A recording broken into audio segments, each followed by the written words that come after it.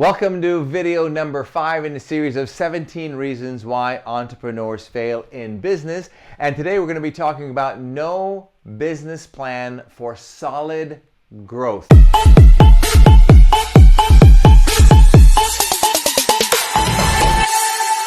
A lot of times people don't even have business plans. Not that I am a big fan of, writing every single thing down perfectly and so forth for your future, but I want you to understand that you need to have a business plan for growth. Now, I want to share with you some examples with regards to, I was very blessed, if you have heard in other videos, that I was mentored by a billionaire mentor, and also earlier in my teens, 2 millionaire mentors. Now, I think the biggest lesson that I got from my billionaire mentor is that he wore very few hats. What do I mean by that? See, as an entrepreneur and business owner, what will happen is when we start off in business, typically, most people have a lot more time than they do capital or money. So what do we do if we want to start a business when we have little capital and more money? We do everything ourselves, so we end up wearing how many hats? We end up wearing a lot of hats.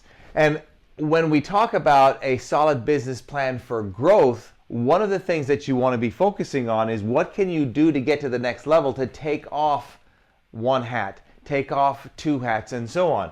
So in spending time with him, he basically had very few hats. Now, granted, he was very successful, so he had the funds to have a lot of people work for him, so he only focused on what he did best.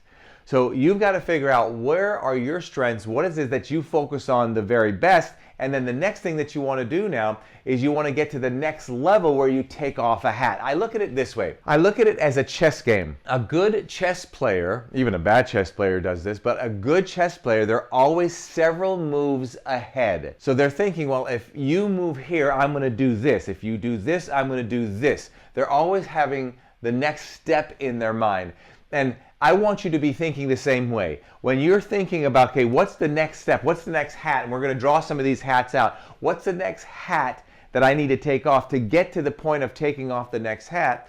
One of the things that you're going to have to do, obviously, you're going to have to grow your sales because it's going to take income to take a hat off. And if you don't have that income, you're going to be stagnating. And another area I see where entrepreneurs go wrong is a lot of times you'll have, this is just one example, you'll have a husband and wife together in a business. A husband many times typically will take the role of maybe sales and leading or whatever, and then the wife will do a lot of the paperwork and the bookkeeping and so forth. You look at any major successful company, you don't see that model. Well, obviously, when we get started, we have to start small, so that typically might be a model of getting started.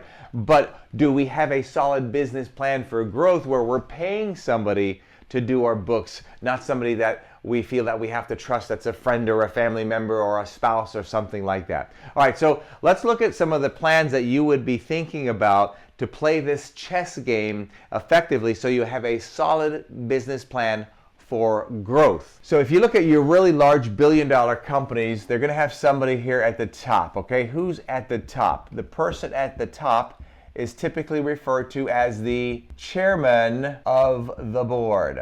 Chairman of the board. All right? Now, to have a chairman of the board, you're going to have people underneath you that you're going to be the chairman or chairwoman over. And so typically now you're going to have, and every organization is set up differently, but let's just give you an idea. So you've got here, and what I'm saying here now with all this is that these are different hats. And notice that the chairman has his own hat, but he's over other people. So right here, you might have your CEO, Chief Executive Officer. Then you have your COO, your Chief Operating Officer. Then you might have a CFO, Chief Financial Officer, and then they have people underneath them.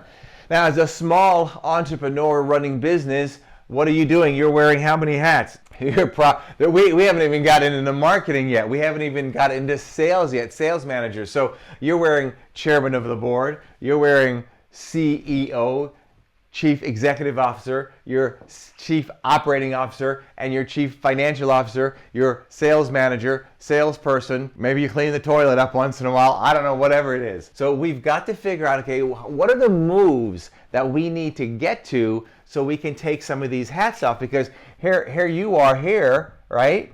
And you've got this hat on, that's a hat, that hat on, that's a hat, that hat on, that's a hat, that hat on, that's a hat. So you're wearing all these hats. And this is where the problem becomes, where you have the business control you. And at this point, when you're down here, basically you're the slave, right? You're the slave of the business. And that's typically how most businesses get started. But then you get to the point, if you're consciously and intentionally focusing on having a business plan with growth, what's going to happen is you're going to go ahead and intentionally now start getting the point where the business becomes your slave. That's the difference. So if you don't have it set up that way, you've got to be thinking, okay, what do I need to do now to make my business my slave? So the way we go from here and work our way up where we take some of these hats off is that we need to start thinking about financial growth. Obviously, you can't take off these hats effectively unless you don't have the income. You have to have the income to hire somebody to say, okay, I'm going to now take off this hat and give it to you. And in all this, we don't even have another hat that you're probably wearing is HR, human resources. You're going to be hiring, you're going to be firing, you're going to be interviewing. So it's a lot. So one of the things I want you to be thinking about is make a note right now of how many hats do you wear. It's a lot of hats, right? So you probably wear way too many hats, and that's understandable. It's either that or you don't have a job, you don't have a business. So the next move, you've got to think about, okay, here's the first question you're going to have. What hat do I take off next? So what hat do you take off next? Now, how do we figure this out? The way we figure this out is, one of the reasonings behind this is you want to figure out, all right, I want to take off the hat that if I took off, I would have more time, which that's the reason for taking the hat off. But what are you going to do with that time? You're going to take that hat off to have more time that creates more income producing activity for you. So then you may be thinking, okay, what's that next hat that I want to take off? That hat could be, I don't know, maybe you don't want to be doing all the hiring, or you want to have somebody to do it and you do the final interview or something like that. But to hire somebody to do that, you now need to take your sales to another level. So what would that income level look like? So how much more money would you need to bring in? And a lot of times when we think about taking off a hat, we think about having so much money that we have to have enough to hire somebody full time to do this. That's not necessary. There's so many opportunities. There's people out there. I have somebody that works with us. She's a former Johnson & Johnson employee. And she's retired now. She just wants something to do. But I know she's very, very thorough. She gets things done. And I have her whenever I need her. She's not looking for a job. She's looking for something to do to apply some of her skills that she applied years ago. So she's just looking to keep busy. So my point here saying is, I don't need to always hire somebody for 40 hours or full time. You don't always have to do that, and many times you're thinking, if you're not careful, you'll think, well, I don't have the funds to hire somebody full time. There's nothing that says you have to have somebody full time in some of these positions. The job is, can you get somebody even for a little bit of time to be able to take some of the hat off, even if you have to take the hat off once in a while and say, hey, can you wear this hat for me for 3 hours a day? It's better than you wearing the hat for 8 hours a day. It's a start. So what's your next move? What's your next move? What's your next move? What's the next hat that you want to take off? And what are the hats that you want to keep? So in conclusion, I want you to also write down what hats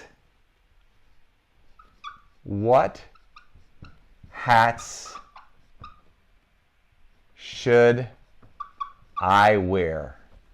This does not come out this is going to the garbage, this pen here. What hat should I wear? So a couple of ways to answer that. I would think about wearing the hats that you wear that you enjoy. Don't wear an ugly hat. Sometimes you have to though, right? So a hat that you enjoy is, what are you very, very good at? What is it that you would have a hard time paying somebody to replace you? And then that hat should be a hat that also brings the most or a large amount of income and value for the company. So now that you know what these are and you stop and think about it, what would that be for you? What would it be for you? What are and you don't want to have too many of them, because again, you're going to get too distracted. Confucius says, man who chases two rabbits catches none. And that's something I have to constantly rein myself in, because I enjoy doing a lot of things. But when I want to start doing something else, sometimes I got to go, pull that back in. That's not part of the hat's here. That's not part of the hat I want to be wearing. So go ahead and figure out what are those 3 or 4 hats.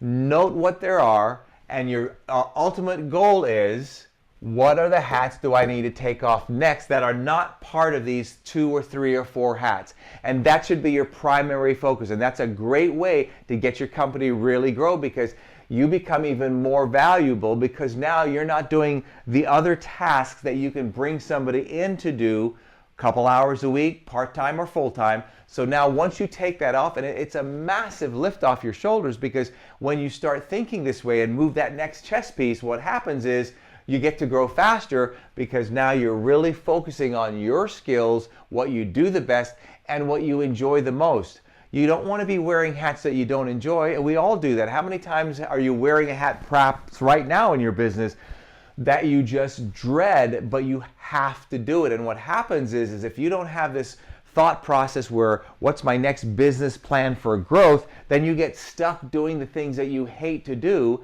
Then you're not excited to get up in the morning and execute these things, right? So hopefully I've given you something to think about today. And again, on a scale of 1 to 10, 10 being the highest, how focused am I on having a business plan for growth? 10 being the highest.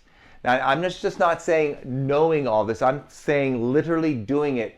Knowing what the next level financially that you have to bring in, and then once you get to that next level, don't let it be a huge amount. It doesn't have to be as big as you think, and many times once you get that extra income, what's the next hat you're going to take off? You might have to take off the hat part-time, but what's that next hat, and the next hat, and the next hat, and so on. This will help your business grow. It'll give you more freedom, and it'll help you have your business become your slave instead of you being a slave to your business. I'm out of here between now and the next time we get to chat for video number 6. If you don't know what to do, you do now. Don't let others rent space in your head. Hope you've enjoyed the video, and I'll see you on the next one.